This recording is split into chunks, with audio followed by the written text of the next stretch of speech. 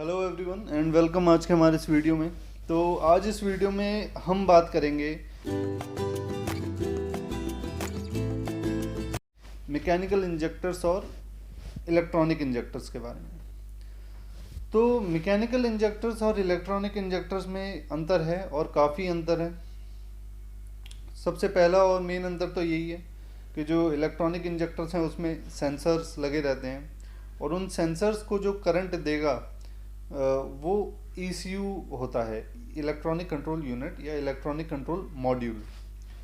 कितना करंट उसको जाएगा, ये सारी चीज़ें जो है कब जाएगा, तो ये सारी चीज़ें ECM निर्धारित करता है।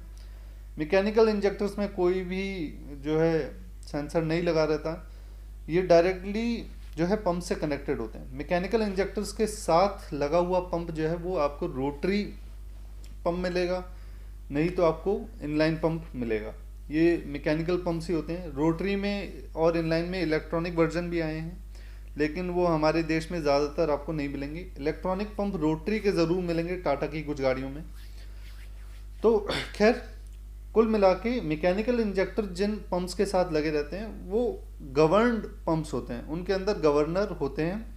ये पंप डिटरमाइन करते हैं कि कितनी क्वांटिटी इंजेक्टर को मिलेगी। क्योंकि ये जो पंप्स हैं मैकेनिकल रोटरी या मैकेनिकल इनलाइन, ये कांस्टेंट प्रेशर पे काम करते हैं।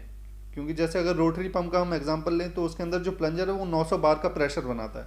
अब जब भी वो तेल देगा वो 900 बार पे ही आपको तेल देगा, लेकिन कितनी देर तक वो तेल देगा ये उसका गवर्नर डिसाइड करता है। कि जैसे हमने एक्सेलरेटर प्रेस किया तो वो ज़्यादा तेल दे, और जब हमने एक्सेलरेटर छोड़ा तो वो थोड़ा कम तेल देता है। आइडलिंग पे गाड़ी खड़ी रहती है तो उस समय कम तेल होता है। प्रेशर सेम है। अगर प्लंजर डाउन हो जाएगा, प्लंजर की हालत डाउन हो जाएगी तो प्रेशर वो धीरे धीरे घटने लग जाएगा, गाड़ी में स्टार्टिंग भी लेट हो जाएगी।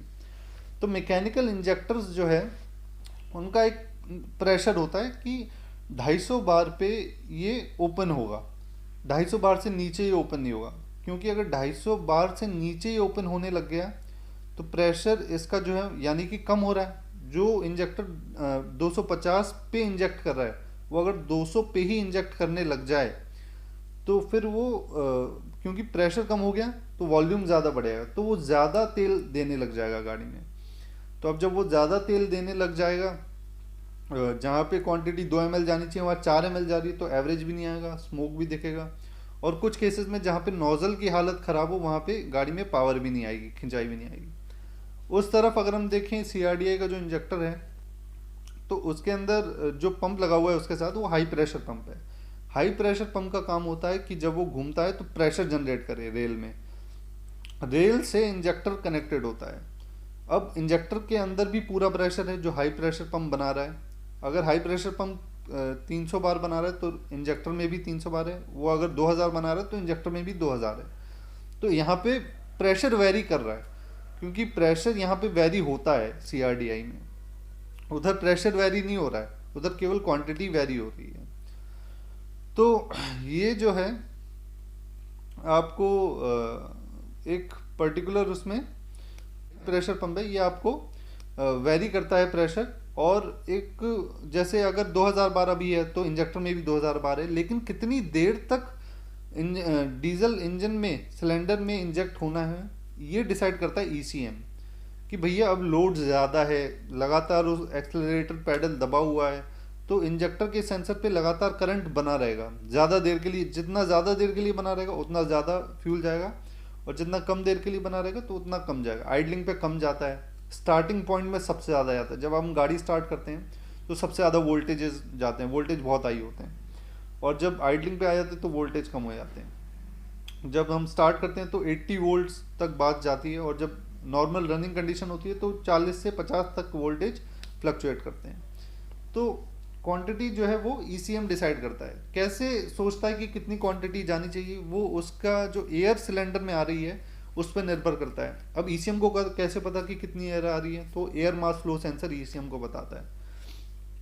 तो काफ़ी अंतर है दोनों इंजेक्टर्स में, जो हमारा CRDI का इंजेक्टर है और जो हमारा नॉर्मल मैकेनिकल इंजेक्टर है। अब CRDI इंजेक्टर के अंदर प्लंजर लगे रहते हैं मेन, जो प्रेशर को, जैसे पंप अगर प्रेशर बना रहा है 2000 बार तो इंजेक्टर के अंदर भी वो प्रेशर मेंटेन रहे, तो वो इंजेक्टर के अंदर लगा हुआ प्लंजर निर्धारित करता है, उस चीज़ को बरकरार रखता है। लेकिन मैकेनिकल इंजेक्टर में ऐसी कोई चीज़ नहीं है, उसके अंदर स्प्रिंग्स लगी हुई हैं, सीट्स लगी हुई हैं, एक छोटा सा स्पेंडल लगा रहता है, तो वो केवल उसका काम ये है कि इतने प्रेशर पे जब हमको फ्यूल मिलेगा, 900 बार पे फ्यूल मिलेगा, तो हमें इतनी देर तक इंजेक्ट करना है। मिनिमम प्रेशर मेरा 250 बार होना चाहिए, तो वो कम हो जाता है अपने आप समय के साथ, जैसे वापस से कैलिब्रेट किया जा सकता है, सही कर देते हैं उसको, क्योंकि 250 बार से अगर 200 पे प्रेशर आ जाए तो फिर वो काम सही तरीके से नहीं करता, वो ज़्यादा तेल देने लगता है, तो इसीलिए मैकेनिकल इंजेक्टर आते हैं सही होने। लेकिन CRDA इंजेक्टर अगर ख़राब हो जाए तो गाड़ी में स्टार्टिंग जो है वो दिक्कत देने लगती है, स्टार्टिंग जो है बहुत लेट हो जाएगी, पिकअप ख़त्म हो जाएगा, उसमें सब कुछ जो है वो इंजेक्टर्स पे ही निर्भर करता है।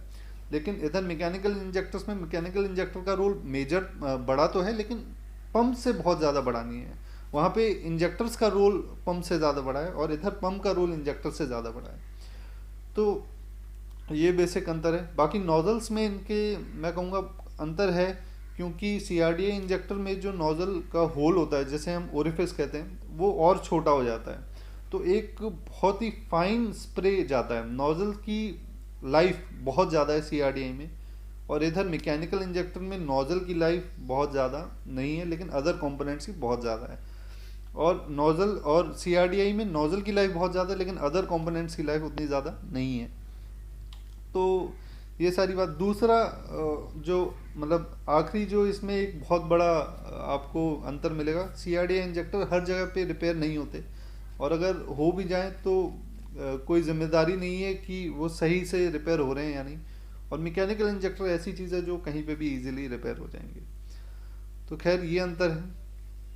आई होप आपको वीडियो पसंद आएगी, और अगर कोई डाउट हो तो आप कमेंट्स के ज़रिए पूछें।